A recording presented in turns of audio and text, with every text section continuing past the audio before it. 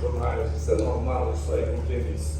Mas, como digo, eu vou dizer uma vez mais, o ambiente na seleção é excelente, não há problemas, nós estamos todos de corpo e alma na seleção, temos um objetivo de ganhar a exposição, o grupo está blindado.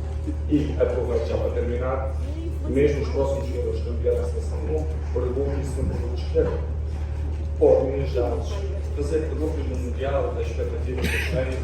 Não falem de mim, eu estou unicamente blindado, não preciso falar mais do Cristiano. No caso Cristiano, está encerrado, falem da competição, não nos perguntem constantemente perguntas sobre mim, falem sobre hoje, porque eu acho que isso, se perguntarem constantemente a todos os jogadores perguntas do Cristiano, é chato. Eu, pelo menos, ficava chateado. Se alguém fizer uma pergunta, por exemplo, do Rafa, eu não respondia.